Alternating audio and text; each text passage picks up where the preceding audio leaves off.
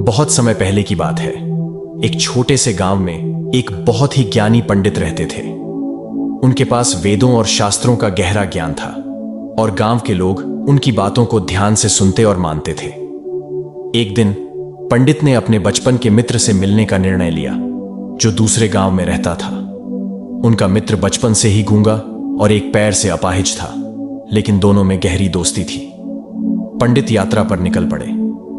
रास्ते में उन्हें एक व्यक्ति मिला जो ऐसा लग रहा था कि किसी का इंतजार कर रहा है। पंडित ने उस व्यक्ति से उसका नाम पूछा।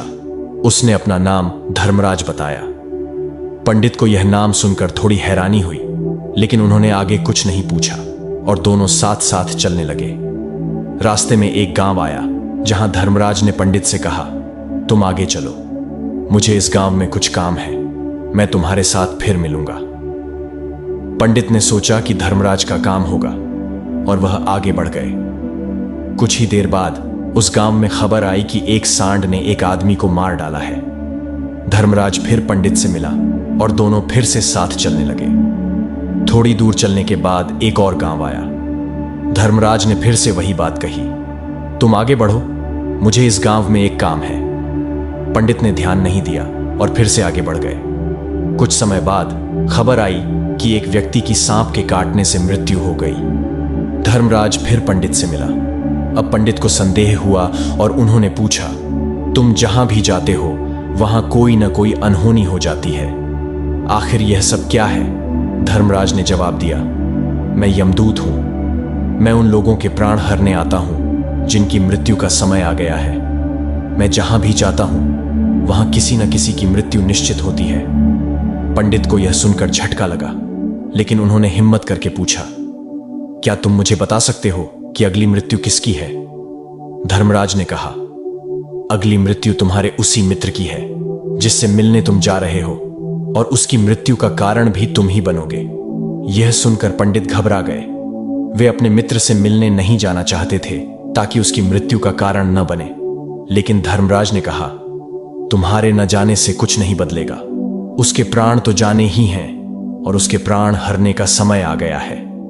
पंडित को धर्मराज की बात माननी पड़ी और वे अपने मित्र से मिलने चले गए। जैसे ही उनके मित्र ने उन्हें देखा, वह बहुत प्रसन्न हुआ और दौड़कर उनके पास आने लगा, लेकिन वह गूंगा और अपाहिज था, इसलिए उसने पूरी ताकत लगाकर पंडित तक पहुंचने की कोशिश की, और जैसे ही वह पहुंचा, उसका दिल का दौरा पड़ गया और वहीं उसकी मृत्यु हो गई। पंडित अब धर्मराज की बातों को पूरी तरह से सच मान चुके थे। वे जान गए थे कि मृत्यु किसी के हाथ में नहीं होती, लेकिन पंडित के मन में एक और सवाल था। उन्होंने पूछा, धर्मराज, जब मेरे मित्र की मृत्यु निश्चित थी तो तुम शुरू से मेरे साथ क्यों चल रहे थे? धर्मराज ने हंसते हुए कहा, मैं हर व्यक्ति के साथ चलता हूं, परंतु लोग मुझे पहचान नहीं पाते। तुम्हारी मृत्यु भी निश्चित है और वह 6 महीने बाद होगी। यह सुनकर पंडित चिंता में पड़ गए। उन्होंने अपने राजा के पास जाकर अपनी समस्या बताई। राजा ने अपने मंत्रियों से परामर्श किया और निर्णय लिया कि अगर पंडित अपने राज्य से बाहर नहीं जाएगा तो उसकी मृत्यु नहीं होगी।